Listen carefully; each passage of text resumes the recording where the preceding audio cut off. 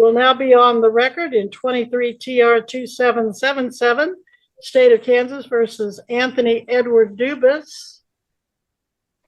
Jared Regier for the state. Is Mr. Dubus present? Anthony Dubus? I am Anthony Edward Dubus. Dubus is the English pronunciation. Dubus is the original French. And I am appearing specially in propria persona, not pro se, as sui juris. Okay, first of all, I can't see you, so you're not here.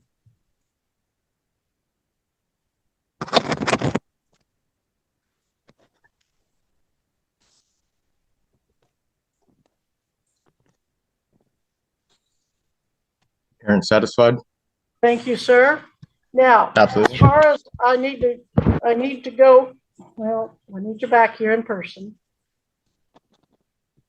Okay, well, it's propria persona, not in person. I'm not the legal entity that you're claiming me to be. All right, sir, if I can't get you on camera, you're not here. I'm doing so right now. I'm just removing it as it's taped. It takes a while. Now, the second order of business, let's get your name straight. I know a family with the same exact spelling in America, and they do pronounce it Dubus, but you said you pronounce it Dubus, as the original Dubus. Right out the gate, things get awkward. The defendant starts flexing legal terms like propria persona, but the judge isn't having it. He literally says, if I can't see you, you're not here. Imagine trying to argue law, while the judge is just trying to confirm you exist on camera. Instant tension. As the original French. Yep. Very well. Dubus. Thank you. Okay. Now, Mr. Dubus appears in person and pro se. Correction. Propria persona. Well, in this court, it's in person. And correction. In all courts, it may be either pro se, either appear in person, or propria persona.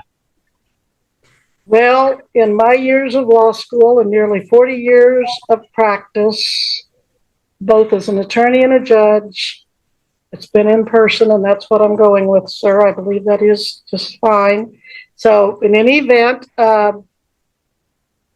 we will proceed with your charges.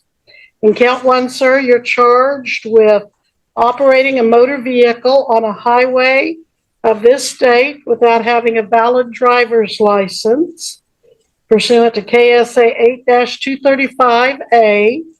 In count two, it is alleged that on or about the 17th day of August, 2023, in Butler County, Kansas, you did then and there unlawfully operate or attempt to operate a motor vehicle, to wit, a 2003 Honda Accord, upon a highway of the state, to wit, 1700 block of East Foxdale Street, Andover, Butler County, Kansas, while the vehicle was not registered in violation of KSA 8-142.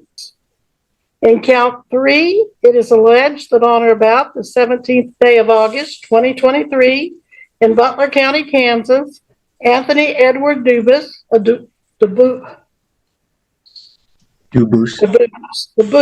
Thank you, Mara. unlawfully and intentionally drive a motor vehicle upon a public highway or property open to use by the public and failed to provide proof of insurance upon demand by a law enforcement officer. Now, sir, if you had insurance when you were stopped but just didn't have it with you or couldn't find it quickly, just provide proof to the county attorney and they'll most likely dismiss that charge. But if you really didn't have insurance, you're looking at a Class B non-person misdemeanor. The law does require a minimum fine if you're convicted of $300 up to $1,000, and it does have a possible jail sentence up to 6 months. Those are the charges against you. You do have the right to an attorney. You can hire any attorney of your choice, but if you cannot afford an attorney, you can apply and see if you qualify for a court-appointed attorney. You don't have to have an attorney, though. You can waive your right to an attorney and represent yourself. So that's an order of business we need to take care of today, is whether you want an attorney or not. And then another is to make sure that you understand what the charges are and the possible penalties. Do you have any questions for me about that? Yeah, I don't understand the nature and cause of the charges. I have not had my accuser face me to bring the charges against me, as is a violation of due process. And I want to correct for the record of the court, the named defendant is different than the named person, being myself. Hold on, let me make sure I get that in view of the camera. The named person here is different than the one named in the charges and the counts, being a difference of representation of who exactly it is the charges are against. And it is to my belief and knowledge that per KAR 8243 subsection A, exemption from the motor carrier safety regulations, A, the occasional transportation of personal property by private motor carriers that is not for compensation and is not in the furtherance of a commercial enterprise. I am exempt from these rules and regulations, and if I need to get a USDOT number to show that I was not operating a commercial motor vehicle or as a common carrier for business or for profit or in the furtherance of a commercial enterprise, I will be more than happy to produce that USDOT number to show that I am in fact a private motor carrier, not operating in commerce, not driving, as I'm merely transporting and traveling. You are not charged under the Uniform Commercial Carriers Code as adopted by the state of Kansas. You are charged just as a motorist operating a motor vehicle. Again, not a commercial vehicle. These are not laws that are subject to the commercial code or to the administrative regulation that you referred. Although you mentioned the word operating, operating is a term used for the furtherance of a commercial enterprise, or driving, operating, the physical use or furtherance of for-profit business or for compensation. It may under the commercial code, but not under the code otherwise. It is under Kansas, correct? It is not under Chapter 8 of the Kansas statutes or Chapter 40, which are filed under. But we can address that at a later date at a trial or a motions hearing if necessary. But I do not see the statutory language that you're addressing being applicable to these statutes, at least preliminarily at this hearing. It is within, sorry. Okay. Go ahead. That's my ruling there. And then on the name issue, I am not tracking you there. The only difference I see is that at the top of the document, state of Kansas and your name are capitalized, and in the initial or in the individual charges, it's traditional capital letter of the first name, all lowercase of the remaining names throughout. So I'm not following that argument. Again, if you want to readdress that at a later date, we can, but I'm just not seeing that argument. Okay. Now then. I motion and move this court to dismiss this case for the motion I have filed and for the brief in support of motion to dismiss for lack of jurisdiction. Sir, I do not have any such motion or brief in support. Mr. Regier, have you received any such documents?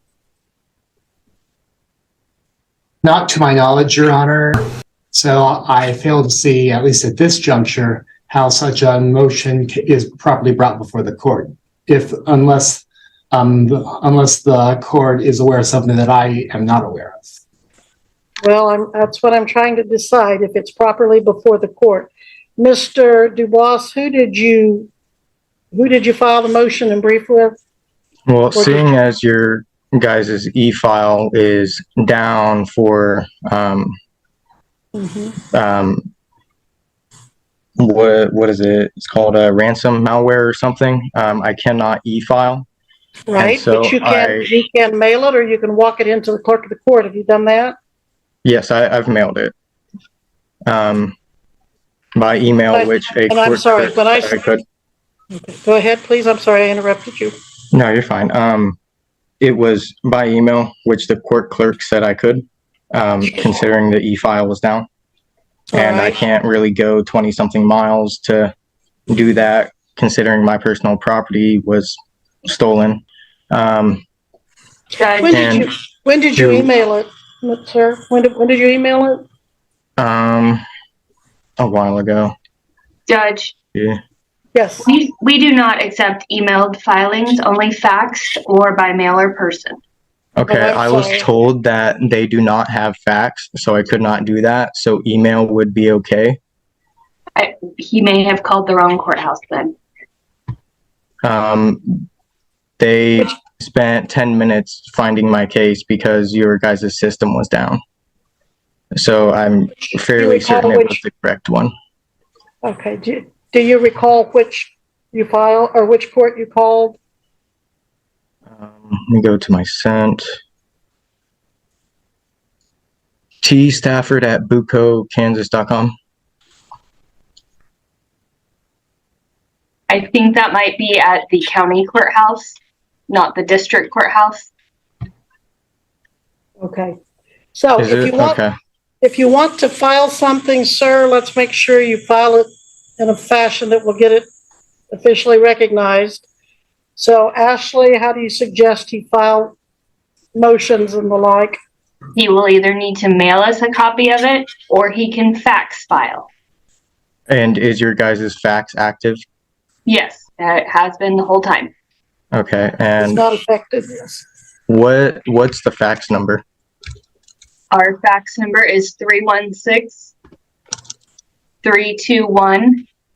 316-321-9486.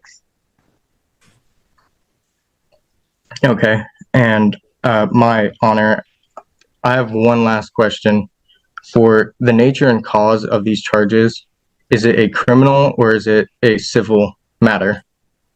This is a criminal matter. Okay.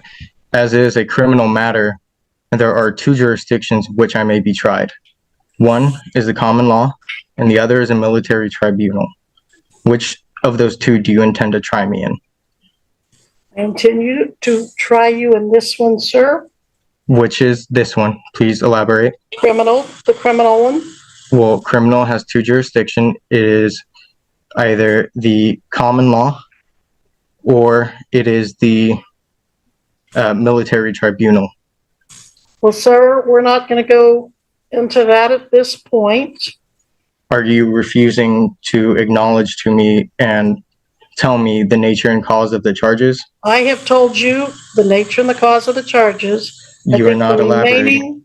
I think the remaining issue, sir, is whether you're going to hire an attorney, apply for court appointed, or represent yourself. My honor, I need to know whether or not this is going to be in the common law or a military tribunal. Well, I am going to ask you one more time. Are you going to hire an attorney, apply for court appointed, or represent yourself, sir? Again, I'm not representing myself. I am sui juris in proper persona and propria persona. So you're not going to have an attorney, or are you? No, I'm not going to be presented or re-presented by any British agent, registrant, or anybody else to be a ward of the state. I'm standing on my rights and I do not abrogate them. And if you're going to continue to move this court without any sort of evidence, well, I guess I'll have to file that, but we're going to set your hearing.